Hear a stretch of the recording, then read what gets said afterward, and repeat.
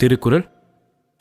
இருவரி கவிதை ஒரு பொருள் தருமே, இருவரும் இது போல இருந்தால் சுகம். நிலா.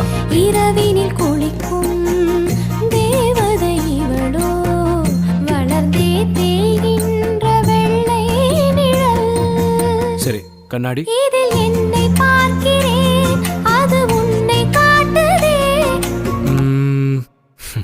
காதல். கரிணி சரி கரி கரி